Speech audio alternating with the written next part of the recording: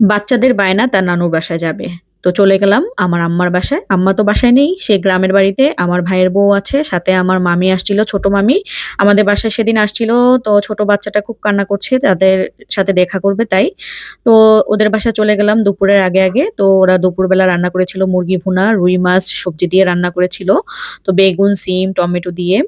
আবার রান্না করেছিল আবার মিষ্টি কুমড়ো আর চিংড়ি মাছ দিয়ে ঝোল করে। তো আমরা এগুলো দিয়ে দুপুরবেলা খাওয়া-দাওয়া করলাম। আমার ভাই বলছিল যে রান্না করতে না, বাসায় এসে খেতে। তো আমরা সবাই মিলে ওইখানে খেলাম। আমার হাসব্যান্ড তো খায়নি, আমরা খেয়েছিলাম আরকি। ৩ বাচ্চা নিয়ে আমি খেয়ে এসে পরে আবার একটু রেস্ট নিয়েছি। রেস্ট নিতে, নিতে দেখলাম ঘুমিয়ে গেলাম। পরে ওরা উঠিয়ে দেখলাম ওরা কি, কি বানাচ্ছে। দেখি যে চিকেন ফ্রাই করে রেখেছে, ফ্রেঞ্চ ফ্রাই করে রেখেছে। বাচ্চাদের জন্য ওদের খুব পছন্দের খাবার। পরে ওরা মিলে আমরা সবাই মিলে খেয়েছি। খুব ভালো লেগেছে। আর হঠাৎ করেই মনে হলো যে আসলে সবাই একসাথে থাকার মজাই আলাদা। আর একসাথে ছিলাম তো তাই ওদের মনটা সবসময় ওদের দিকেই পড়ে থাকে।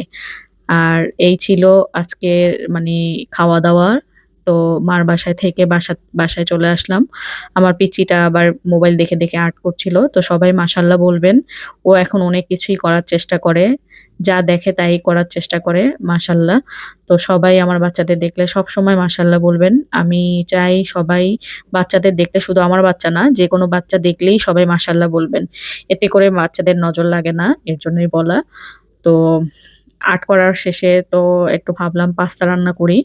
তো বিকেলে খাওয়ার জন্য একটু বেশি করে পাস্তা রান্না করা হয়েছিল। এখানে ১ম এ রসুন কুচি দিয়েছি, পেঁয়াজ কুচি, কাঁচামরিচ, টমেটো দিয়ে খুব ভালো করে নেড়েচেড়ে নিয়েছি। একটু নরম হয়ে আসলে এখানে আমি চিকেনটা দিয়ে দিব। চিকেনটা সব মসলা দিয়ে মেরিনেট করে রাখা হয়েছিল। তারপর দিয়ে দিয়েছিলাম সয়া সস। এটা দিয়েছি ম্যাগি মসল্লা, যেটা ম্যাজিক মসল্লা আরকি।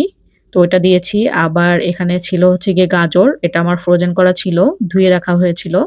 আর গাজর তো দিয়েছি। এখন দিয়ে দিলাম হচ্ছে গিয়ে ফুলকপি আর আলু। এটাকে একটু হালকা ভাপ দিয়ে, এখন লবণ দিয়ে এখন আবার আমি নেড়েচেড়ে নিচ্ছি। একটু টমেটো দিচ্ছি। সাথে হচ্ছে গিয়ে একটু সয়া সস। রাতের বেলা দেখা যাবে এটা দিয়ে আমাদের ডিনার হয়ে যাবে।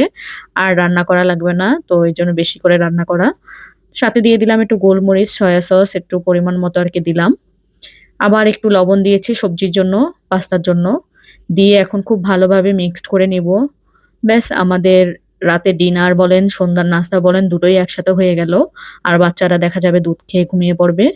তো এই ছিল আজকের ব্লগ। তো সবাই ভালো থাকবেন, সুস্থ থাকবেন। আর আপনাদের যদি আমার ব্লগটা ভালো লেগে থাকে, সবাই একটা করে শেয়ার এবং কমেন্ট করে যাবেন। আল্লাহ হাফেজ।